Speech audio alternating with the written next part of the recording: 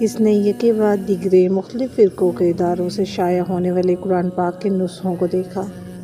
ان میں سے کسی میں بھی وہ تبدیلیاں نہیں تھیں جو خود ان کے قرآن پاک میں موجود تھی، جبکہ مختلف فرقوں کی تفسیر میں بہت زیادہ فرق تھا۔ جوں جوں وہ اپنے مذہب اور اسلام کا تقابلی مطالعہ کر رہی تھی، اس کی پریشانی میں اضافہ ہو رہا تھا۔ ہر تفصیل آخری نبی پیغمبر اسلام صلی اللہ علیہ وسلم کو ہی ٹھہرایا گیا تھا۔ کہیں بھی کسی اور امتی کا نبی ہونے کا کوئی ڈھکا چھپا اشارہ بھی موجود نہیں تھا۔ اپنے مذہبی رہنما کی جھوٹی پیشن گوئیوں میں اور حقیقت میں ہونے والے واقعات کا تضاد اسے اور بھی زیادہ چبھنے لگا تھا۔ اس کے مذہبی رہنما نے نبوت کا دعویٰ کرنے سے پہلے جن پیغمبر کے بارے میں سب سے زیادہ غیر مہذب زبان استعمال کی تھی وہ حضرت عیسیٰ علیہ السلام ہی تھے، اور بعد میں نبوت کا جھوٹا دعویٰ کرنے سے پہلے بھی یہ کہا تھا کہ حضرت عیسیٰ علیہ السلام کی روح کا حلول اس کے اندر ہو گیا ہے، اور اگر اس کے دعوے کی سچائی کو مان بھی لیا جائے تو حضرت عیسیٰ علیہ السلام اپنے دوبارہ نزول کے بعد 40 سال تک زندہ رہتے، اور پھر جب ان کا انتقال ہوا تو اسلام یا تو پوری دنیا پہ غالب پا چکا ہوتا، مگر ان رہنما کے وفات کے بعد دنیا میں اسلام کا غلبہ تو ایک طرف، خود ہندوستان میں مسلمان آزادی جیسی نعمت کے لیے ترس رہے تھے۔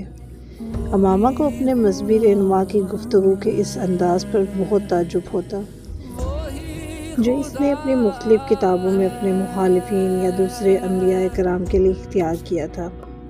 کیا کوئی نبی اس طرح کی زبان استعمال کر سکتا تھا جس طرح اس نبوت کے دعویٰ کرنے والے نے کی تھی؟ بہت غیر محسوس انداز میں اس کا دل اپنے مذہبی کتابوں سے اچاٹ ہونے لگا تھا۔ پہلے جیسے یقین تو ایک طرف، اسی سرے سے ان کی صداقت پہ شبہ ہونے لگا تھا۔ اس نے جویریہ سے یہ ذکر نہیں کیا تھا کہ وہ اب اپنے مذہب سے ہٹ کر دوسری کتابوں کو پڑھنے لگی ہے۔ اس کے گھر میں بھی کسی کو یہ اندازہ نہیں ہوا کہ وہ کس قسم کی کتابیں گھر لا کر پڑھ رہی تھی۔ اس نے انہیں اپنے کمرے میں بہت حفاظت سے چھپا رکھا تھا۔ صرف ایک دن ایسا ہوا کہ وسیم اس کے کمرے میں آ کر اس کی کتابوں میں سے کوئی کتاب ڈھونڈنے لگا۔ وسیم کے ہاتھ سب سے پہلے قرآن پاک کی وہی تفسیر لگی تھی، اور جیسے وہ دم بخود رہ گیا۔ یہ کیا ہے امامہ؟ اس نے مڑ کر تعجب سے پوچھا۔ امامہ نے سر اٹھا کر اسے دیکھا اور دک سے رہ گئی۔ یہ قرآن پاک کی تفسیر ہے، اس نے یکدم اپنی زبان میں ہونے والی لڑکھڑاہٹ پر قابو پاتے ہوئے کہا۔ میں جانتا ہوں، مگر یہ یہاں کیا کر رہی ہے؟ کیا تم اسے خرید کر لائی ہو؟ وسیم نے بڑی سنجیدگی کے ساتھ پوچھا۔ ہاں، میں اسے خرید کر لائی ہوں، مگر تم اتنے پریشان کیوں ہو رہے ہو؟ بابا کو پتہ چلا تو وہ کتنا غصہ کریں گے، تمہیں اندازہ ہے؟ ہاں، مجھے اندازہ ہے، مگر مجھے یہ کوئی اتنے قابل اعتراض بات نظر نہیں آتی۔ آخر تمہیں اس کتاب کی ضرورت کیوں پڑی؟ وسیم نے کتاب وہیں رکھ دی۔ کیونکہ میں جاننا چاہتی ہوں کہ دوسرے عقائد کے لوگ آخر قرآن پاک کی کیا تفسیر کر رہے ہیں، ہمارے بارے میں قرآن کے حوالے سے ان کا نقطۂ نظر کیا ہے؟ امامہ نے سنجیدگی سے کہا۔ وسیم پلکیں جھپکائے بغیر اسے دیکھتا رہا۔ تمہارا دماغ ٹھیک ہے؟ میرا دماغ بالکل ٹھیک ہے، امامہ نے پرسکون انداز میں کہا۔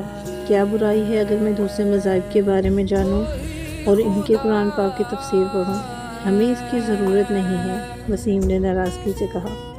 تمہیں ضرورت نہیں ہوگی، مجھے ضرورت ہے، امامہ نے دو ٹوک انداز میں کہا۔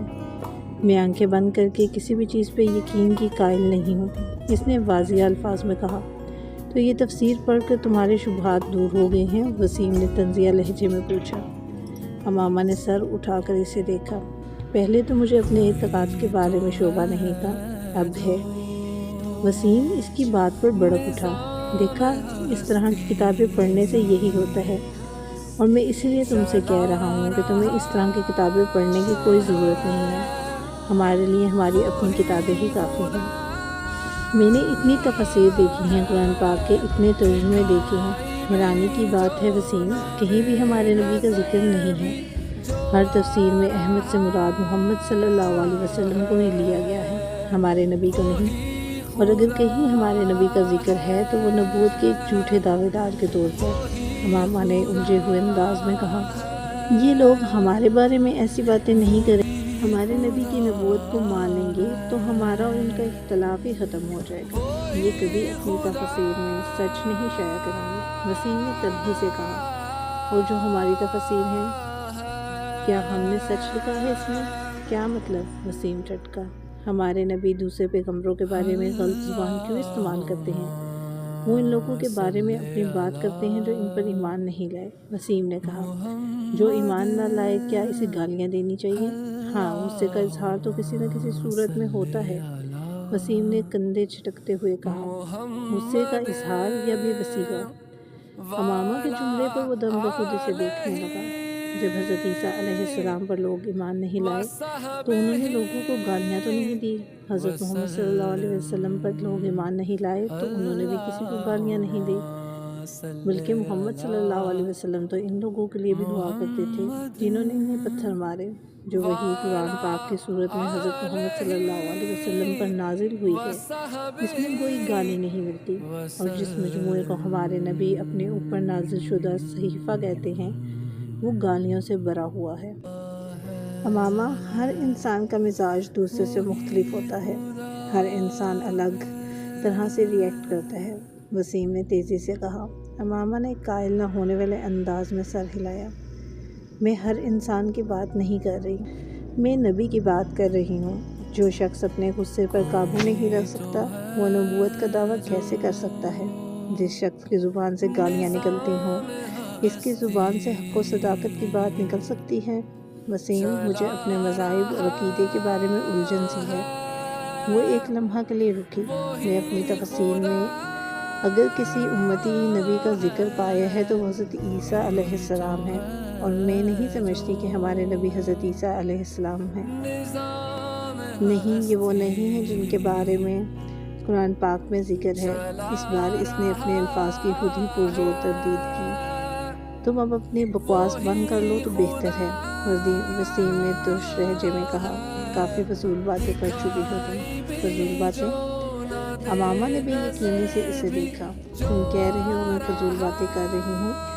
مسجد اقصیٰ اگر ہمارے شہر میں ہے تو پھر جو اتنے سینکڑوں سالوں سے فلسطین میں مسجد اقصیٰ ہے وہ کیا ہے؟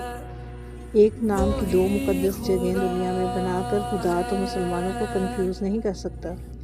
مسلمانوں کو چھوڑو، یہودی، عیسائی، ساری دنیا اسی مسجد کو قبلہ اول تسلیم کرتی ہے۔ اگر کوئی نہیں کرتا تو ہم نہیں کرتے، یہ عجیب بات نہیں ہے؟ امامہ، میں ان معاملات پہ تم سے بحث نہیں کر سکتا۔ بہتر ہے کہ تم اس معاملے کو بابا سے ڈسکس کرو، وسیم نے اکتا کر کہا۔ ویسے تم غلطی کر رہی ہو اس طرح کے فضول بحث شروع کر کے۔ میں بابا کو تمہاری یہ ساری باتیں بتا دوں گا، اور یہ بھی کہ تم آج کل کیا پڑھ رہی ہو، وسیم نے جاتے جاتے دھمکانے والے انداز میں کہا۔ وہ کچھ سوچ کر الجھے ہوئے انداز میں اپنے ہونٹ کاٹنے لگی۔ وسیم کچھ دیر ناراضگی کا اظہار کر کے کمرے سے باہر چلا گیا۔ اٹھ کر کمرے میں ٹہلنے لگی۔ وہ ہاشم و بن سے ڈرتی تھی اور جانتی تھی کہ وسیم ان سے اس بات کا ذکر ضرور کرے گا۔ وہ ان کے رد عمل سے خوفزدہ تھی۔ وسیم نے ہاشم و بن کو امامہ کے ساتھ ہونے والی بحث کے بارے میں بتا دیا تھا، مگر اس نے بہت سی ایسی باتوں کو چھپا دیا تھا جس پر ہاشم و بن کے بھڑک اٹھنے کا امکان تھا۔ اس کے باوجود ہاشم و بن دم بہود رہ گئے تھے، یوں جیسے انہیں سانپ سونگھ گیا ہو۔ یہ سب تم سے امامہ نے کہا ہے؟ ایک لمبی خاموشی کے بعد انہوں نے وسیم سے پوچھا۔ اس نے اس بات میں سر ہلایا۔ اسے بلا کر لاؤ۔ وسیم کچھ جھجکتے ہوئے ان کے کمرے سے نکل گیا۔ امامہ کو خود بلا کر لانے کے بجائے اس نے ملازم کے ہاتھ پیغام بھجوا دیا اور خود اپنے کمرے میں چلا گیا۔ وہ امامہ اور ہاشم و بن کی گفتگو کے دوران وہاں موجود نہیں رہنا چاہتا تھا۔ ہاشم و بن کے کمرے کے دروازے پر دستک دے کر وہ اندر داخل ہوئے تو اس وقت ہاشم و بن اور ان کی بیگم بالکل خاموش بیٹھے تھے۔ ہاشم و بن نے اسے جس نظروں سے دیکھا تھا، اس نے اس کے جسم کی لرزش میں کچھ اور اضافہ کر دیا تھا۔ بابا، آپ نے مجھے بلوایا تھا۔ کوشش کے باوجود وہ روانی سے بات نہیں کر سکی۔ ہاں، میں نے بلوایا تھا۔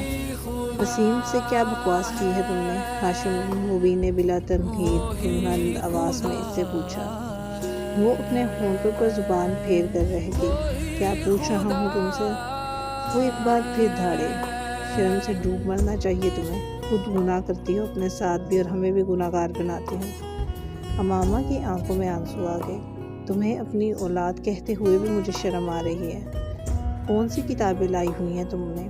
وہ مشتعل ہو گئے تھے۔ جہاں سے یہ کتابیں لے کر آئی ہو کل وہیں لے آؤ، ورنہ میں انہیں اٹھا کر پھینک دوں گا باہر۔ جی بابا، اس نے اپنے آنسو پوچھتے ہوئے صرف اتنا ہی کہا۔ اور آج کے بعد اگر تم نے جویریہ کے ساتھ میل جول رکھا تو میں تمہارا کالج جانا بند کر دوں گا۔ بابا، جویریہ نے مجھ سے کچھ نہیں کہا، اس کا تو کچھ پتہ ہی نہیں ہے۔ اس بار امامہ نے قدرے مضبوط آواز میں احتجاج کیا۔ تو پھر وہ کون ہے جو تمہارے دماغ میں یہ حماس بھر رہا ہے؟ وہ بری طرح چلائی۔ میں ہی۔ امامہ نے کچھ کہنے کی کوشش کی۔ ہو کیا تم؟ اپنی عمر دیکھو اور چلی ہو تم عقیدے جانچنے، اپنے نبی کی نبوت کو پرکھنے۔ ہاشم مبین کا پارا پھر ہائی ہو گیا۔ اپنے باپ کی شکل دیکھو جس نے ساری عمر تبلیغ میں گزار دی۔ کیا میں عقل کا اندھا ہوں یا پھر تم مجھ سے زیادہ عقل رکھتی ہو؟ جمعہ 4 دن ہوئے ہیں تمہیں پیدا ہوئے ہوئے اور تم چل پڑی ہو اپنے نبی کی نبوت کو ثابت کرنے۔ ہاشم مبین اب اٹھ کر کھڑے ہو گئے۔ تم منہ میں سونے کا چمچ لے کر اسی نبی کی وجہ سے پیدا ہوئی ہو جس کی نبوت کو آج تم جانچنے بیٹھ گئی ہو۔ وہ نہ ہوتا تو سڑک پر دھکے کھا رہے ہوتے ہمارا پورا خاندان، اور تم اس قدر احسان فراموش اور بے ضمیر ہو چکی ہو کہ جس تھالی میں کھاتی ہو اسی میں چھید کر رہی ہو۔ ہاشم مبین کی آواز پھٹ رہی تھی۔ امامہ کی آنکھوں سے بہنے والے آنسوؤں کی رفتار میں اور اضافہ ہو گیا۔ بند کرو یہ لکھنا پڑھنا اور گھر بیٹھو تم۔ یہ تعلیم حاصل کر رہی ہو تم جو تمہیں گمراہی کی طرف لے کے جا رہی ہے۔ ان کے اگلے ہی جملے پر امامہ کی سیٹی گم ہو گئی۔ اس کے وہم و گمان میں بھی نہیں تھا کہ وہ اسے گھر بٹھانے کی بات کریں گے۔ بابا آئی ایم سوری، ان کے اس ایک جملے نے اسے گھٹنے ٹیکنے پر مجبور کر دیا تھا۔ مجھے تمہارے کسی ایکسکیوز کی ضرورت نہیں ہے، بس کہہ دیا کہ گھر بیٹھو تو گھر بیٹھو۔ بابا میرا یہ مطلب تو نہیں تھا۔ پتہ نہیں وسیم، اس نے آپ سے کس طرح کی بات کی ہے۔ اس کے آنسو اور تیزی سے بہنے لگے۔ پھر بھی میں آپ سے کہہ رہی ہوں کہ میں آئندہ ایسا کچھ نہیں پڑھوں گی، نہ ہی ایسی کوئی بات کروں گی، پلیز بابا، اس نے منت کی۔ ان معذرتوں کا سلسلہ وہیں ختم نہیں ہوا تھا۔ اگلے کئی دن تک وہ ہاشم مبین سے معافی مانگتی رہی اور پھر تقریباً 1 ہفتے کے بعد وہ نرم پڑ گئے تھے اور انہوں نے اسے کالج جانے کی اجازت دے دی تھی۔ مگر اس 1 ہفتے میں وہ اپنے پورے گھر کی لعنت ملامت کا شکار ہی رہی تھی۔ ہاشم مبین نے اسے سخت قسم کی تنبیہ کے بعد کالج جانے کی اجازت دی تھی، مگر 1 ہفتے کے دوران ان لوگوں کے رویے نے اسے اپنے عقیدے سے مزید متنفر کیا تھا۔ اس نے ان کتابوں کو پڑھنے کا سلسلہ روکا نہیں تھا، بس فرق یہ تھا کہ وہ انہیں گھر نہیں لے کر آتی تھی، اب وہ انہیں کالج کی لائبریری میں پڑھ لیا کرتی تھی۔ ایف ایس سی میں میرٹ لسٹ پر آنے کے بعد اس نے میڈیکل کالج میں ایڈمیشن لے لیا تھا۔ جویریہ کو بھی اسی میڈیکل کالج میں ایڈمیشن مل گیا تھا۔ ان کی دوستی میں اب پہلے سے بھی زیادہ مضبوطی آ گئی تھی اور اس کی بنیادی وجہ امامہ کے ذہن میں آنے والی تبدیلی تھی۔ صبیحہ سے امامہ کی پہلی ملاقات اتفاقاً ہوئی تھی۔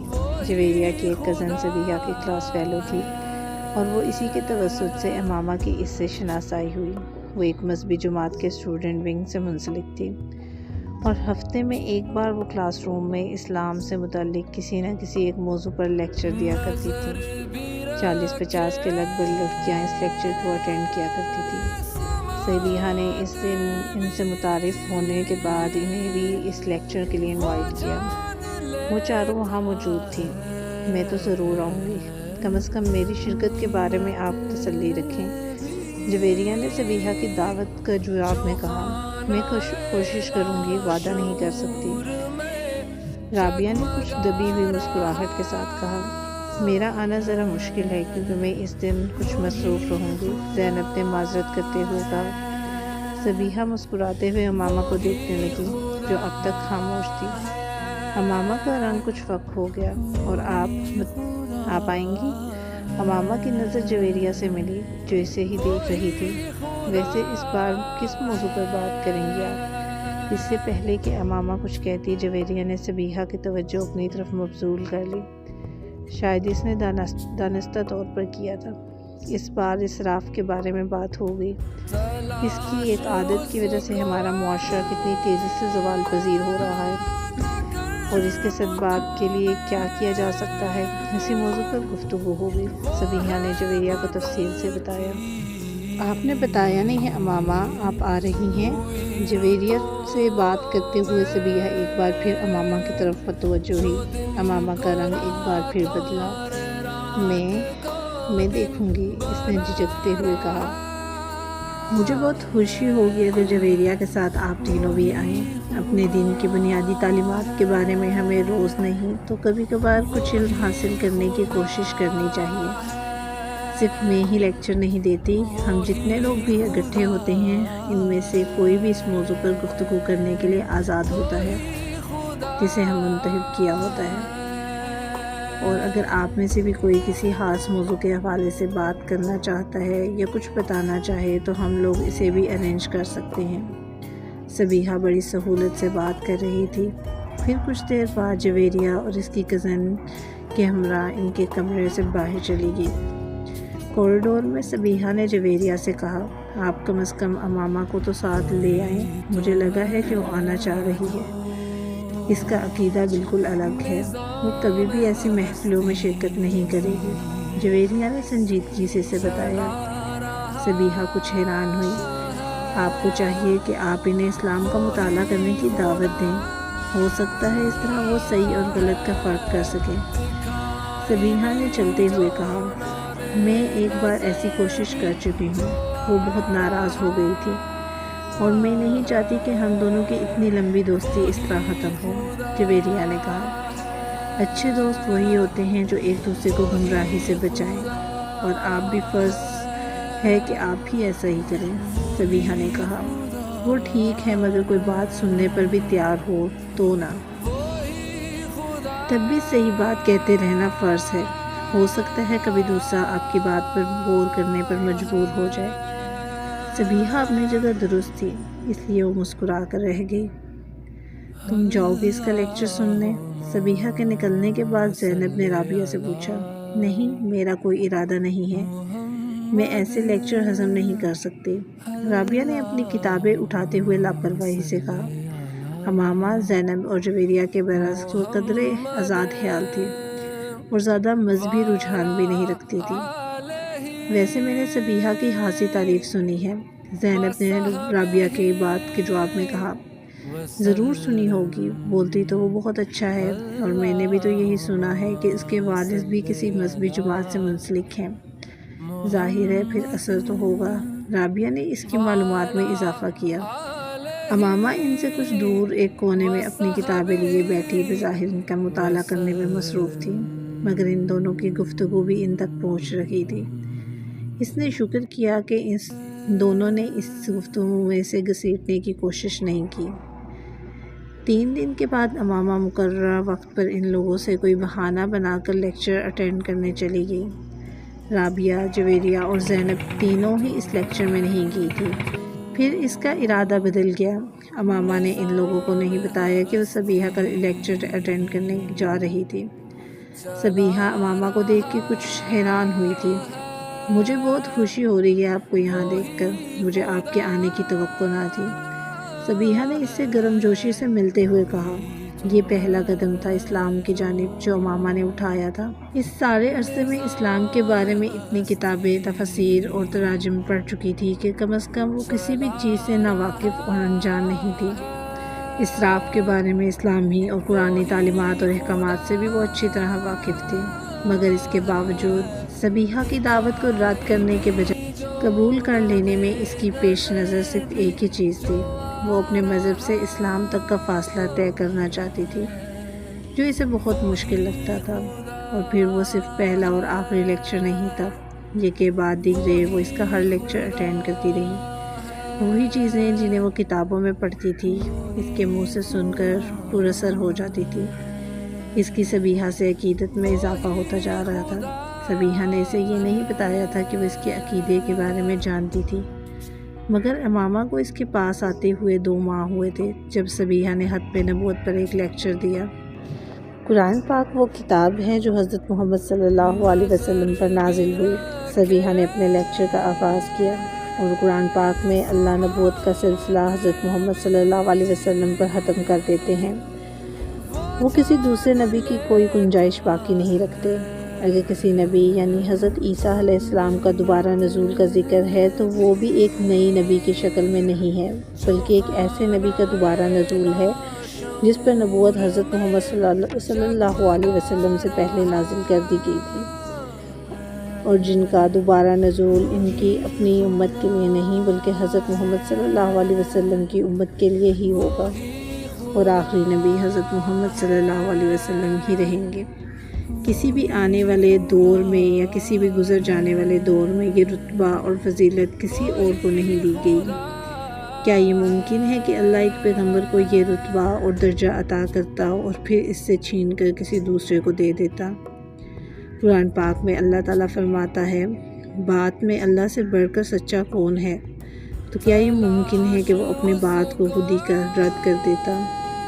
اور پھر اگر اللہ اس کی بات کی گواہی حضرت محمد صلی اللہ علیہ وسلم خود دیتے ہیں کہ ہاں وہ اللہ کے آخری رسول ہیں اور ان کے بعد دوبارہ کوئی نبی نہیں آئے گا، تو پھر کیا ہمارے لیے کسی بھی طور پر یہ جائز اور مناسب ہے کہ ہم کسی دوسرے شخص کے نبوت کے دعوے پر غور تک کریں؟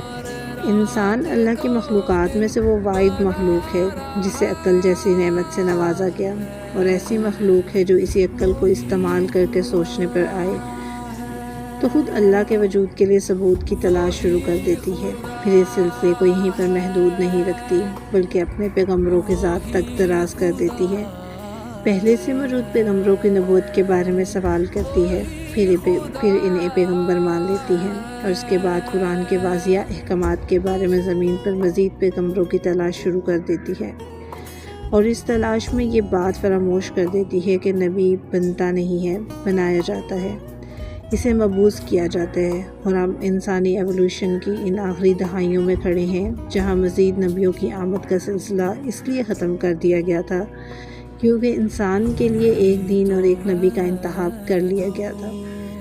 اب کسی نئی عقیدے کی ضرورت نہیں بلکہ صرف تقلید کی ہے، یعنی پریکٹس اس کی آخری اور مکمل دین کی، جسے پیغمبر اسلام حضرت محمد صلی اللہ علیہ وسلم پر ختم کر دیا گیا ہے۔ اب وہ ہر شخص سارے میں رہے گا جو دین کی رسی کو مضبوطی سے تھامنے کے بجائے تفرقے کی راہ اختیار کر لیا۔ اگر ہماری اعلیٰ تعلیم اور ہمارا شعور ہمیں دین کے بارے میں صحیح اور غلط کی تمیز تک نہیں دے سکتے تو پھر ہم میں اور اس جانور میں کوئی فرق نہیں جو سبز تازہ گھاس کے ایک گٹھے کے پیچھے کہیں بھی جا سکتا ہے، اس بات کی پرواہ کیے بغیر کہ اس کا ریوڑ کہاں ہے۔ 40 منٹ کے اس لیکچر میں سبیحہ نے کسی اور غلط عقیدے یا فرقے کا ذکر بھی نہیں کیا تھا۔ اس نے جو کچھ کہا تھا بالواسطہ کہا تھا، صرف ایک بات بلا واسطہ کہی تھی، اور وہ کہ حضرت محمد صلی اللہ علیہ وسلم کی نبوت کا اقرار تھا۔ اللہ کے آخری پیغمبر حضرت محمد صلی اللہ علیہ وسلم تھے جنہوں نے 1400 سال پہلے مدینہ میں وفات پائی۔ 1400 سال سے پہلے مسلمان ایک امت کے طور پر اسی ایک شخص کے سائے میں کھڑے تھے، اور آج 1400 سال کے بعد بھی وہ ایک آخری نبی ہیں جن کے بعد کوئی دوسرا نبی بھیجا نہ جائے گا، اور ہر وہ شخص جو کسی دوسرے شخص میں کسی دوسرے نبی کا عکس تلاش کرنے کی کوشش کرتا ہے، اسے ایک بار اپنے ایمان کا از حد جائزہ لے لینا چاہیے۔ شاید یہ کوشش اس عذاب سے بچا لے جس میں وہ اپنے آپ کو مبتلا کرنے کی کوشش کر رہا ہے۔ امامہ ہر لیکچر کے بعد سبیحہ سے مل کر جایا کرتی تھی۔ اس لیکچر کے بعد وہ سبیحہ سے نہیں ملی، ایک لمحہ بعد وہ وہاں رکے بغیر وہاں سے چلی آئی۔ عجیب سے ذہنی انتشار میں مبتلا ہو کر وہ کالج سے باہر نکل کر پیدل چلتی رہی، کئی دیر فٹ پاتھ پر چلتی رہی، اور اس نے کتنی سڑکیں عبور کی اسے اندازہ نہیں ہوا۔ کسی معمول کی طرح چلتے ہوئے وہ فٹ پاتھ سے نیچے نہر کے کنارے بنی ہوئی ایک بینچ پر جا بیٹھی۔ سورج غروب ہونے والا تھا اور اوپر سڑک پر گاڑیوں کے شور میں اضافہ ہو گیا تھا۔ وہ چپ چاپ نہر کے بہتے ہوئے پانی کو دیکھتی رہی۔ ایک لمبی خاموشی کے بعد اس نے بڑبڑاتے ہوئے خود سے پوچھا، آخر میں کیا کر رہی ہوں؟ اپنے ساتھ اپنے آپ کو کیوں الجھا رہی ہوں؟ آخر کس یقین کی کھوج میں ہوں اور کیوں؟ میں اس سب کے لیے تو نہیں لاہور آئی، میں تو یہاں ڈاکٹر بننے آئی ہوں، مجھے آئی اسپیشلسٹ بننا ہے۔ پیغمبر پیغمبر پیغمبر، میرے لیے ہر چیز وہاں کیوں ختم ہو جاتی ہے؟ اس نے اپنے دونوں ہاتھوں سے اپنا چہرہ ڈھانپ لیا۔ مجھے اس سے نجات حاصل کرنی ہے، میں اس طرح اپنی اسٹڈیز پر کبھی توجہ نہیں دے سکتی۔ مذہب اور عقیدہ میرا مسئلہ نہیں ہونا چاہیے، صحیح یا غلط جو میرے بڑوں نے دیا ہے وہی ٹھیک ہے۔ میں اب صبیحہ کے پاس نہیں جاؤں گی، میں مذہب یا پیغمبر کے بارے میں کبھی نہیں سوچوں گی، کبھی بھی نہیں۔ وہاں بیٹھے بیٹھے اس نے طے کیا تھا۔ رات کو 8 بجے وہ واپس آئی تو جویریہ اور رابعہ کچھ فکر مند سی تھی، بس ایسے ہی مارکیٹ چلی گئی تھی، اس نے ستے ہوئے چہرے کے ساتھ انہیں بتایا۔ ارے امامہ، تم تو بہت عرصے بعد آئی ہو نا، آخر آنا کیوں چھوڑ دیا تم نے؟ بہت دنوں بعد ایک بار پھر صبیحہ کے پاس پہنچ گئی۔ صبیحہ کا لیکچر شروع ہونے والا تھا۔ مجھے آپ سے کچھ باتیں کرنی ہیں، آپ اپنا لیکچر ختم کر لیں، میں باہر بیٹھ کر آپ کا انتظار کر رہی ہوں۔ امامہ نے اس کی بات کا جواب دینے کے بجائے اس سے کہا۔ ٹھیک 45 منٹ کے بعد جب صبیحہ اپنا لیکچر ختم کر کے باہر نکلی تو اس نے امامہ کو باہر کوریڈور میں ٹہلتے پایا۔ وہ صبیحہ کے ساتھ دوبارہ اسی کمرے میں آن بیٹھی تھی جو اب خالی تھا۔ صبیحہ خاموشی سے اس کی طرف سے بات شروع کرنے کا انتظار کرتی رہی۔ امامہ چند لمحے کسی سوچ میں ڈوبی رہی، پھر اس نے صبیحہ سے کہا، آپ کو پتہ ہے میں کس مذہب سے ہوں؟ ہاں میں جانتی ہوں، جویریہ نے مجھے بتایا تھا۔ صبیحہ نے پرسکون انداز میں کہا، میں آپ کو نہیں بتا سکتی میں کس حد تک فرسٹریٹڈ ہوں، میرا دل چاہتا ہے میں دنیا چھوڑ کر کہیں بھاگ جاؤں۔ اس نے کچھ دیر بعد صبیحہ سے کہنا شروع کیا، میں اس نے دونوں ہاتھوں سے اپنا سر پکڑ لیا۔ مجھے پتہ ہے، اس نے ایک بار پھر اپنی بات ادھوری چھوڑ دی، پھر خاموشی، مگر میں اپنا مذہب نہیں چھوڑ سکتی، میں تباہ ہو جاؤں گی، میرے ماں باپ مجھے مار ڈالیں گے، میرا کیریئر، میرے خواب، سب کچھ ختم ہو جائے گا۔ میں نے تو سرے سے عبادت کرنا تک چھوڑ دیا، تو پھر میرے پاس کس لیے آئی ہو؟ صبیحہ نے اسے اسی پرسکون انداز میں کہا۔ وہ اس کا منہ دیکھنے لگی، پھر اس نے بے بسی سے کہا، پتہ نہیں میں آپ کے پاس کس لیے آئی ہوں، تم صرف یہی ایک جملہ سننے آئی ہو جو میں نے تم سے کہا ہے۔ میں تمہیں کوئی دلیل نہیں دوں گی کیونکہ تمہیں کسی سوال کے جواب کی تلاش نہیں ہے، ہر سوال کا جواب تمہارے اندر موجود ہے، تم سب جانتی ہو، تمہیں اقرار کرنا ہے، ایسا ہی ہے نا؟ امامہ کی آنکھوں میں آنسو تیرنے لگے۔ مجھے لگ رہا ہے میرے پاؤں زمین سے اکھڑ چکے ہیں، میں جیسے خلا میں سفر کر رہی ہوں، اس نے ڈرائی ہوئی آواز میں کہا۔ صبیحہ نے اس کی بات کا جواب نہیں دیا، وہ بسم اللہ پڑھ رہی تھی۔ امامہ گیلی آنکھوں کے ساتھ اس کا چہرہ دیکھنے لگی۔ کہیں کچھ بھی نظر نہیں آتا صبیحہ، کچھ بھی نہیں۔ اس نے اپنی ہاتھوں کے اوپر سے اپنے آنسوؤں کو صاف کیا۔ لا الہ الا اللہ۔ صبیحہ کے لب آہستہ آہستہ ہلنے لگے۔ امامہ دونوں ہاتھوں سے چہرہ ڈھانپ کر بچوں کی طرح پھوٹ پھوٹ کر رونے لگی اور روتے ہوئے صبیحہ کے پیچھے کلمے کے آخری الفاظ دہرا رہی تھی، محمد الرسول اللہ۔ امامہ نے اگلے الفاظ دہرائے، اس کی آواز بھر گئی۔ امامہ کی سمجھ میں نہیں آ رہا تھا کہ اسے اتنا رونا کیوں آ رہا ہے، اسے کچھ پچھتاوا، کوئی افسوس نہیں تھا، مگر پھر بھی اسے اپنے آنسوؤں پر قابو پانا مشکل ہو رہا تھا۔ بہت دیر تک روتے رہنے کے بعد اس نے جب سر اٹھایا تو صبیحہ اس کے پاس ہی بیٹھی ہوئی تھی۔ امامہ گیلے چہرے کے ساتھ اسے دیکھ کر مسکرا دی۔ رابعہ اور جویریہ ایک دوسرے کا منہ دیکھ رہی تھی اور امامہ اپنے پاؤں کے انگوٹھے کے ساتھ فرش کو رگڑتے ہوئے کسی سوچ میں ڈوبی ہوئی تھی۔ تمہیں یہ سب کچھ ہمیں پہلے ہی بتا دینا چاہیے تھا، جویریہ نے ایک طویل وقفے کے بعد خاموشی کو توڑا۔ امامہ نے سر اٹھا کر اسے دیکھا اور پرسکون انداز میں کہا، اس سے کیا ہوتا؟ کم از کم ہم تمہارے بارے میں کسی غلط فہمی کا شکار تو نہ ہوتے اور تمہاری مدد کر سکتے تھے ہم دونوں۔ امامہ سر جھٹکتے ہوئے عجیب سے انداز میں مسکرائی، اس سے کوئی خاصا فرق نہیں پڑتا۔ مجھے تو بہت خوشی ہے امامہ کہ تم نے ایک صحیح راستے کا انتخاب کیا ہے، دیر سے صحیح مگر تم غلط راستے سے ہٹ گئی ہو۔ جویریہ نے اس کے پاس بیٹھتے ہوئے نرم لہجے میں کہا، تم اندازہ نہیں کر سکتی کہ میں اس وقت تمہارے لیے اپنے دل میں کیا محسوس کر رہی ہوں۔ امامہ چپ چاپ اسے دیکھتی رہی۔ تمہیں اگر ہم دونوں کی طرف سے کسی بھی مدد کی ضرورت ہو تو بلا ہچکچاہٹ ہمیں بتا دینا، ہمیں تمہاری مدد کر کے خوشی محسوس ہوگی۔ مجھے واقعی تم لوگوں کی مدد کی بہت ضرورت ہے، بہت زیادہ ضرورت ہے، امامہ نے کہا۔ میری وجہ سے اگر تم نے اپنے مذہب کی اصلیت جانچ کر اسے چھوڑ دیا ہے تو جویریہ یہ کہہ رہی تھی۔ امامہ اس کا چہرہ دیکھنے لگی۔ تمہاری وجہ سے؟ اس نے جویریہ کا چہرہ دیکھتے ہوئے سوچا۔ اس کا ذہن اسے کہیں اور لے کے جا رہا تھا۔ دل میں اب ایک اور قطرہ ابھر رہا تھا۔ اسے دیکھتی رہی۔ وہ چہرہ آہستہ آہستہ واضح ہو رہا تھا، زیر آب ابھرنے والے کسی نقش کی طرح۔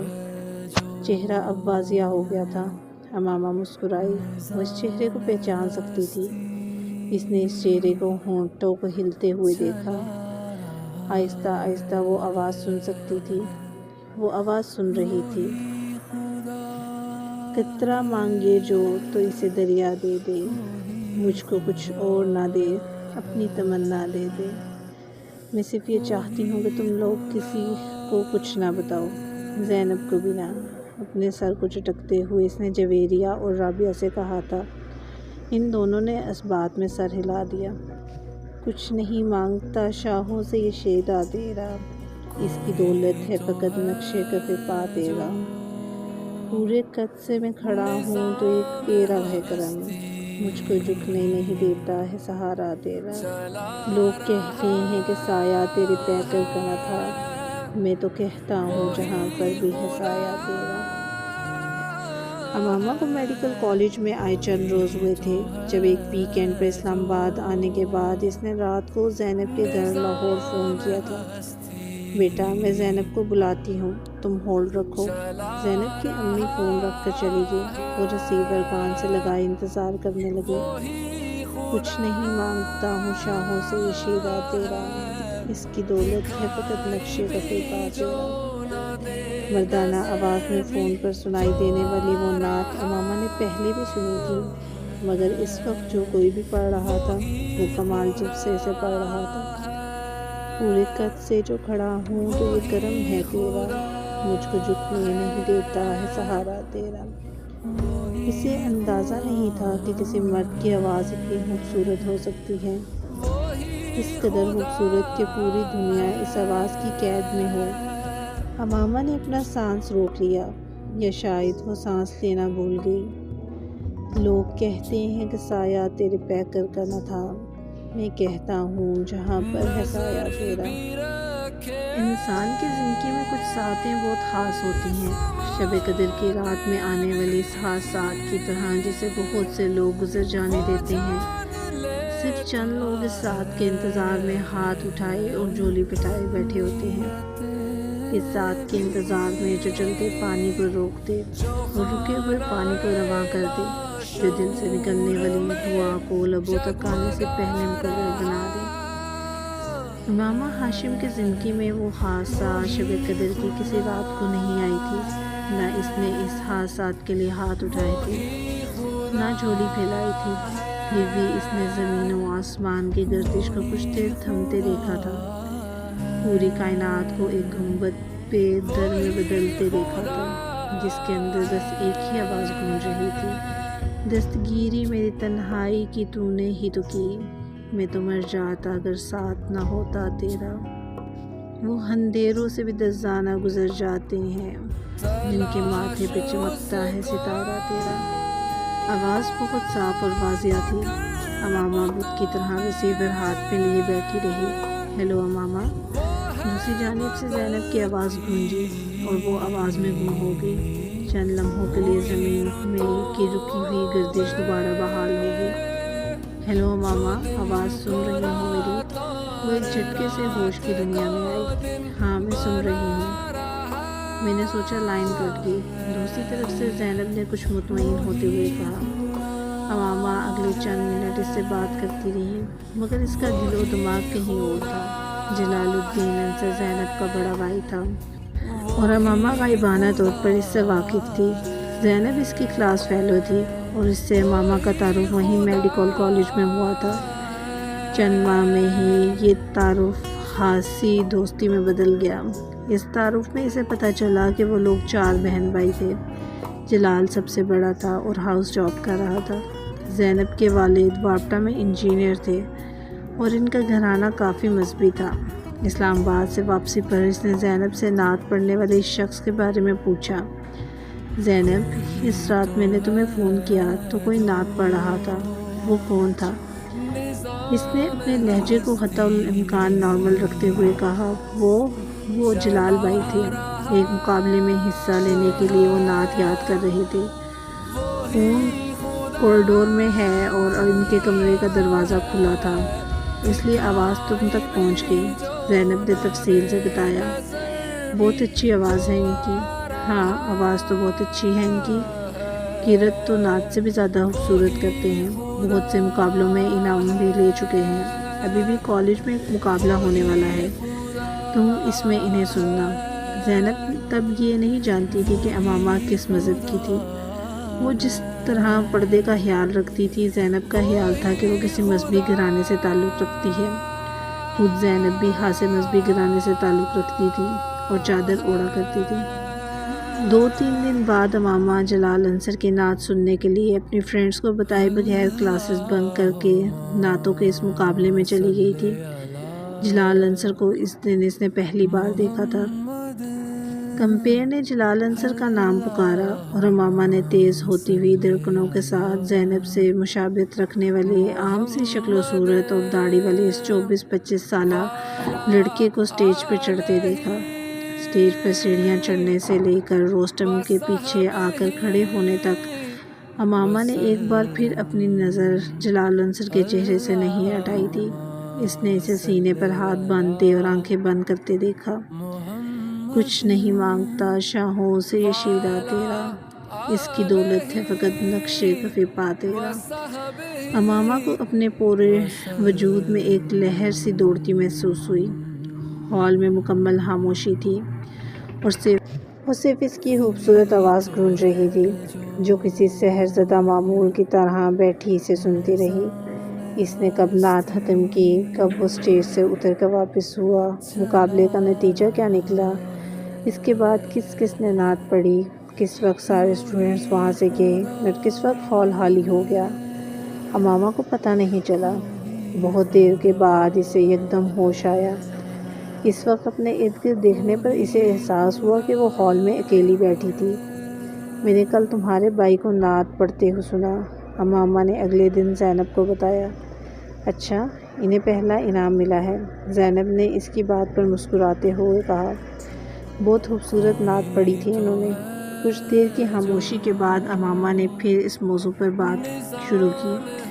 ہاں، وہ بچپن سے ہی نعتیں پڑھتے آ رہے ہیں، اتنے قیرت اور نعت کے مقابلے جیت چکے ہیں کہ اب تو انہیں خود بھی ان کی تعداد یاد نہیں ہوگی۔ زینب نے تفاخر سے کہا۔ ان کی آواز بہت خوبصورت ہے، امامہ نے پھر کہا۔ ہاں، خوبصورت تو ہے، مگر ساری بات اس عقیدت اور محبت کی ہے جس کے ساتھ وہ نعت پڑھتے ہیں۔ انہیں حضرت محمد صلی اللہ علیہ وسلم سے عشق ہے، اتنی محبت کہ جس کی کوئی حد نہیں۔ قیرت اور نعت کے علاوہ انہوں نے کبھی کسی اور چیز نہیں پڑھی، حالانکہ اسکول اور کالج میں انہیں بہت مجبور کیا جاتا رہا، مگر ان کا ایک ہی جواب ہوتا کہ میں جس زبان سے حضرت محمد صلی اللہ علیہ وسلم کا قصیدہ پڑھتا ہوں، اس زبان سے کسی اور شخص کا قصیدہ نہیں پڑھ سکتا۔ محبت تو ہم بھی حضور پاک صلی اللہ علیہ وسلم سے کرتے ہیں، مگر جیسی بھائی کرتے ہیں ویسی محبت تو ہم میں سے کوئی بھی نہیں کر سکتا۔ پچھلے 10 سالوں میں ایک بار انہوں نے نماز قضا نہیں کی، ہر ماہ ایک قرآن پاک پڑھتے ہیں۔ تم تو نعت کی تعریف کر رہی ہو، اگر ان کی تلاوت سن